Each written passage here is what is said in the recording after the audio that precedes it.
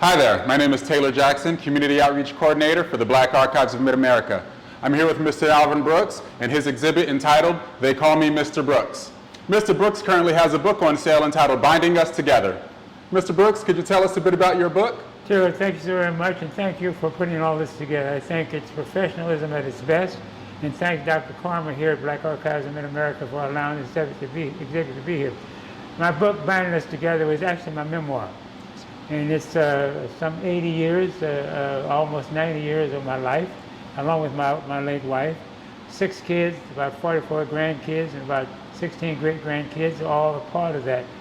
But it's a story. It's story form.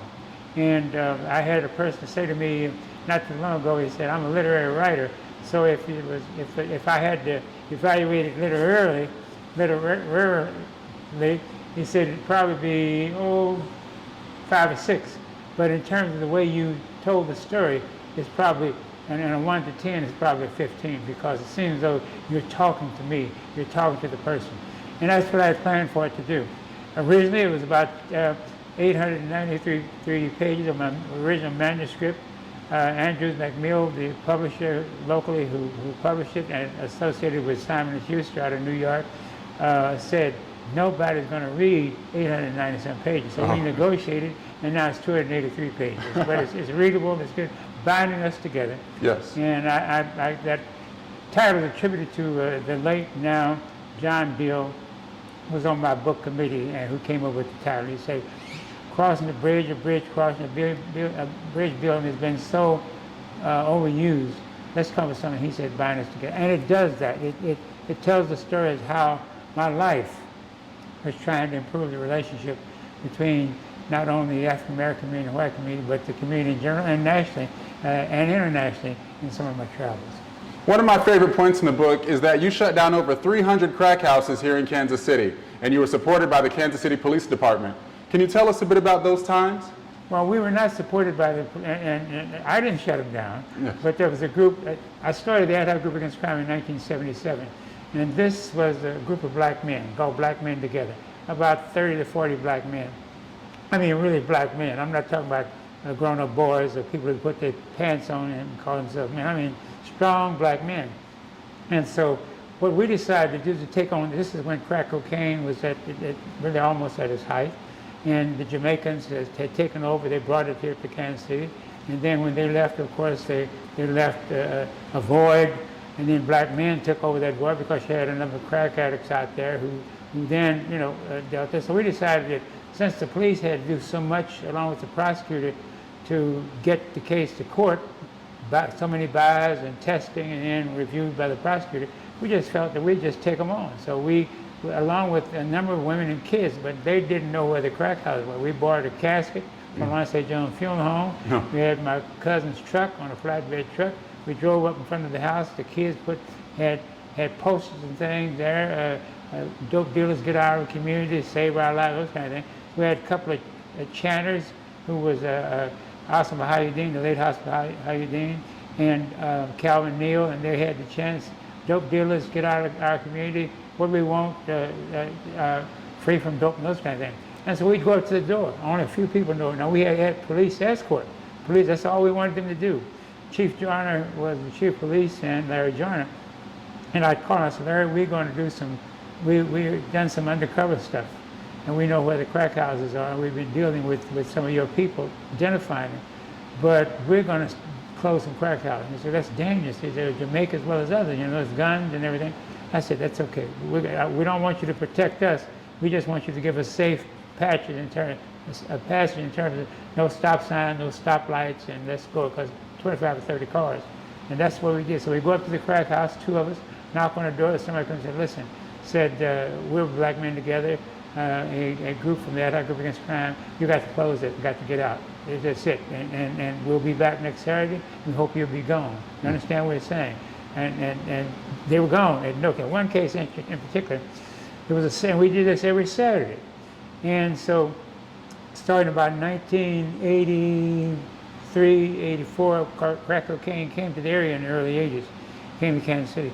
And so I had to speak at a group, a neighborhood group, and they applauded when I walked in, and they said, thanks Head Hop for burning that dope house down. But I said, no, man, we didn't burn. Somebody set the dope house on fire, but it was not us. We didn't want to take that kind of credit.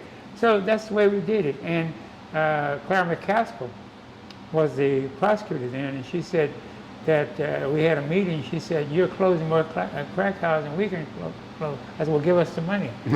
We didn't get it, but we continued to do it. So it was actually over 300. And that's what brought George H.W. Bush and Bill Bennett, the drug czar, to Kansas City. And Bennett came in the fall of 1999, and Bush, 1989, and Bush came in January of 1990. You had carried the 1996 Olympic torch relay here in Kansas City. Can you tell us about that time? Well, you know, thanks so very much, Taylor. You know, I don't know how I got selected. Yeah. I just got a call from the torch committee saying that you've been selected to run a leg of the torch when it comes through Kansas City in September of 1996. That was the year of the Olympics, and I was grateful, of course. And here is the torch that I carried, the banner there, and some photos there, and the letter that was sent to me, and the resolution and all. And it was quite a, what can I say? It was an enjoyable moment. And you notice also a photo there of my grandkids and great-grandkids here, and there I am running the torch. And I ran the torch over by the stockyards. And it's interesting, a friend of mine and wife, she handed the torch off to me, and I handed the torch off to him. Now he's passed away some years ago. He had a hill to climb. Mine was downhill, and he swore up and down that I switched to give him the up. I had nothing to do with the placement. It was done by somebody else. I had nothing to do with that. But he had the uphill run. I had the downhill run, just by the stockyards over in the West Bottom. But this was quite an exciting moment. And this is the time that late Muhammad Ali lit the found torch in Atlanta. Wow. And of course he had Parkinson, and he had to help him up the steps there, and then that was a found torch. And ended up, that's when the Olympics there, found one was in Atlanta, Georgia, in 1996. Well, definitely an amazing feat, and I'm so happy that you were able to do this for the city of Kansas City. Well, it was just, and to be able to have the torch, of course, that I carried, was also, and it'll be to have it here at the Black Archive, and the way you have sort of arranged these is just phenomenal. Thank you so much, sir. Thank you. Yes, thank you. Mr. Brooks, one thing I love about this exhibit is it tells me how much of a family man you are and how much they've supported you throughout your endeavors. Could you tell us more about you and your family? Well, if my late wife was here, she would probably say I wasn't a family man, because she said that the community owned me. Oh. That I'll raise the kids, you do what the community wants you to do. But if it had not been for her support, as my book says, Bind Us Together, we were teenagers when we got married, 18 and 15. Our son here, Ronald, who was in the service in the Air Force there, was our firstborn, born in January of 1951. We were married 63 years before she passed in July 8 years ago. It'll be 9 years this year. But this is the family. It does not have the last of our young. We had 6 children, but the baby girl was not born on this photo here. And this is both of us when we were much younger than I am now, and that she was when she passed. And without, family is so important to anyone, whether you're successful or just the average Mary and Joe, or whoever the case might be. And I've got all that support, not only from her, but from my kids. And I believe, I want to say that I was a good husband. I pray now, I wish I had given more time being a good husband. I think I was a good father. I wish I'd have spent more time being a good father. But it wasn't, because that's in retrospect. I mean, that's in looking backwards and Monday morning quarterbacking. But too late now. But I think if I had any successes, I attribute it to this young lady here, who's my queen, and because we talked in the bed a lot of times about the next day, what happened that day was going to happen the next day. And she said, when I decided to go in the police department at 21 years old, she said, before that, I had promised my late parents, my adopted parents, that I would go to college. Finished high school in 1950 and got married in 1950. Finished high school April 1950, got married August 23rd, 1950. And it's one thing, because she was pregnant, and one thing that she said, you know, you promised your parents you were going to go to college. My adopted father was still living. My adopted mother had passed the spring of that year, 1950. And so that fall, September 1950, with a baby on the way, with a job at Cat's drugstore. It's the only kind of job you could get that was a custodian. And I started to college and never looked back. But she didn't finish school at the time because she was a sophomore. I graduated that year. But later on she got a GED, and it was like she got a PhD. I mean, and the kids were old enough to understand that, and she was just something for her. So as I say, family is so important. My family is just so important to me. And I hope that, and I know the love, we're a close-knit family. And as I said, 6 kids, 17 grand, and about 44 great. And we just had 2 born, one in September, one in October. They were in Kansas City here this past weekend. And then about 14 or 15 great. And they're still coming. So thank God for everything. And I can't leave God out of this. We're a very spiritual family, church-going family. And all of my kids were at the time, and grandkids were at the time. They were living with us. And that's so important. That undergirds you as a family, because it's the cement that holds you together. So that's it. This is it.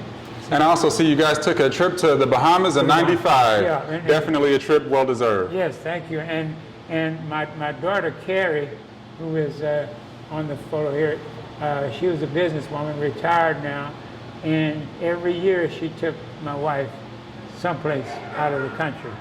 She and her late husband and Carrie Brooks Brown and her daughter. But here we soloed. We went by ourselves. That was quite a trip. And then we went to the young man over there, who's one of my grandsons, Travis Wesley.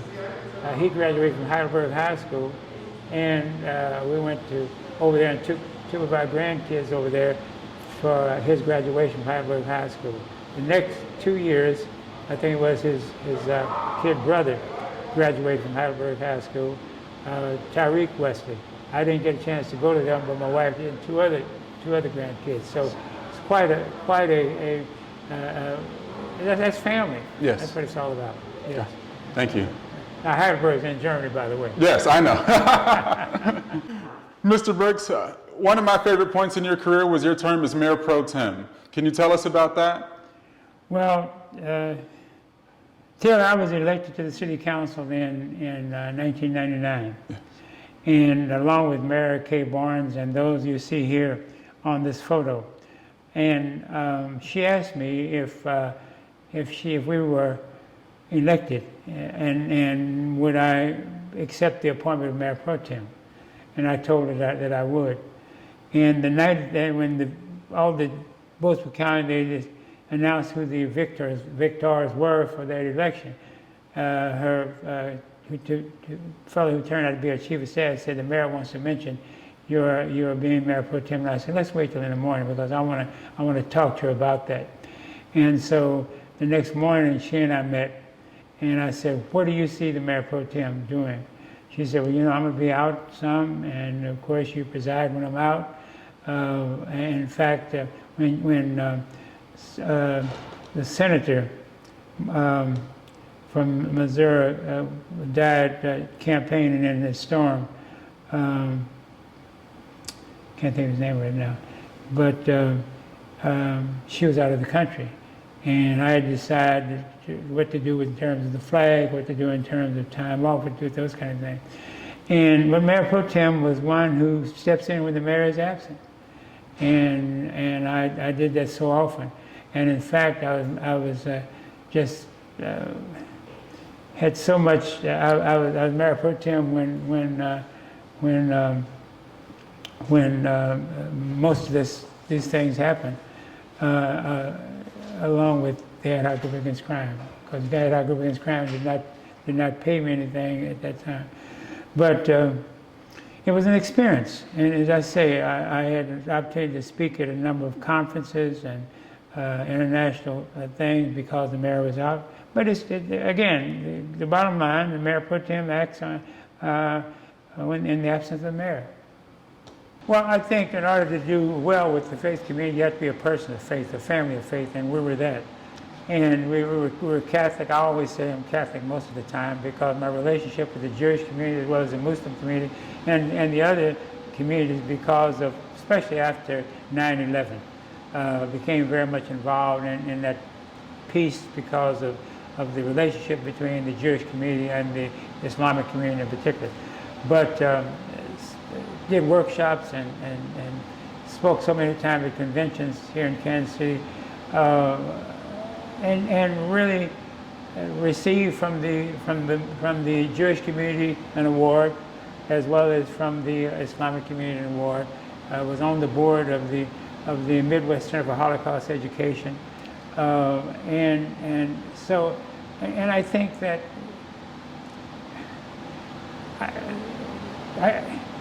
sometimes I wonder how I got involved in things where people called upon me to do rather than me saying, let me do this, let me do that. And I think it was based on, I want to feel it's based on character.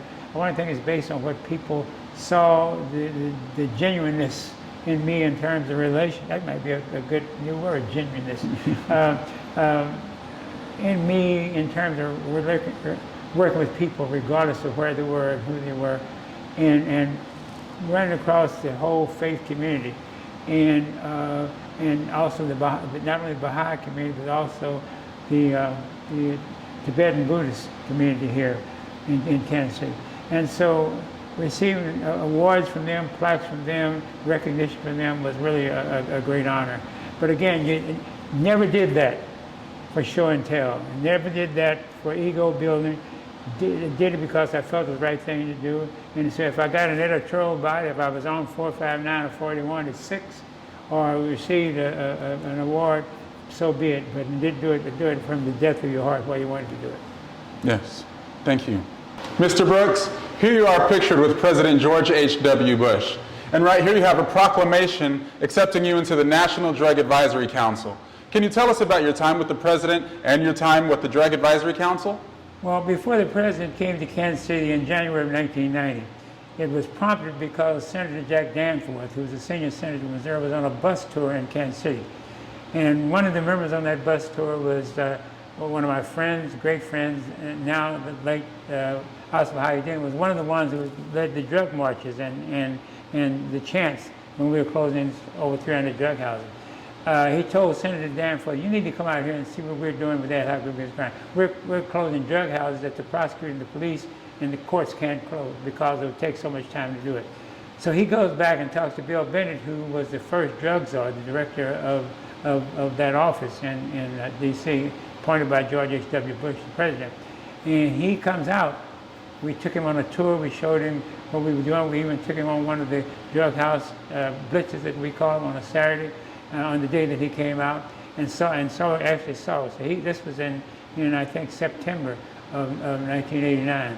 I get a call in December of 1989 saying that I think that I could host, that ad hoc could host the President if he came out next month, which is January 1990. And I said, let me talk to Reverend Hartsfield, who was pastor of the church at Metropolitan Missionary Baptist Church, the late now Hartsfield Sr. And he said, sure, we can do that. So they sent an advanced team out and looked at the whole facility and everything. So in January of 1990, the President came to Kansas City, met with us, there was a news conference and everything, and asking me questions about when I formed the ad hoc group against crime in 1977, why did I form the ad hoc group against crime, and the success that we've been having. And not only talking about healing injustice in terms of healing the community from the violence, but justice for those who were victimized by violence. And we talked about all that. We talked about the crack babies and how we were getting those who wanted treatment into treatment, working with the babies, also at Mercy Hospital, that kind of thing. So as a result of that, well, back in the fall, after Bennett left here, Bennett submitted my name to the president to be a part of this 32-member National Advisory Council. And so I got approved by that, but it wasn't signed until after that when we went to Washington, after the president went back. And so that's how this here is recognition. And then it became a member, one of 1,000 Points of Light, and also Cliff Sargent, who was president of the Board of Anti-Group Against Crime, also received that recognition. Got a trip to Walt to Disneyland, which I'm taking some of your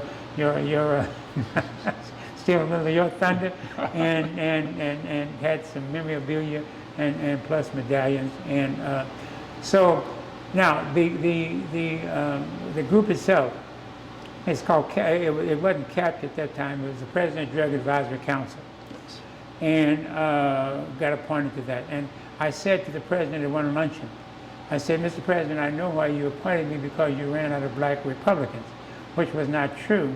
There were a few black Democrats on there too, some notables, far notable than I was. But then the president did not get reelected in 1992. That's when Bill Clinton came in. So that group of the President Drug Advisory Council, Clinton didn't want that to stay.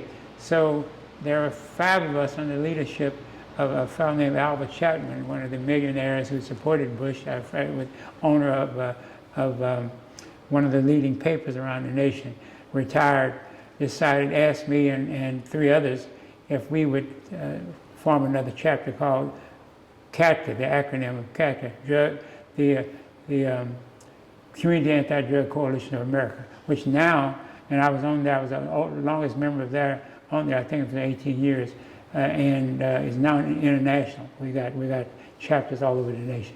So that's kind of the history of the President George H.W. Bush, the President Drug Advisory Council, and the new organization that replaced that, much broader, called the Community Anti-Drug Coalition of America. Well, definitely an accomplishment, not only for Kansas City, but for the whole United States. Thank you so much, Mr. Brooks. Thank you, Taylor.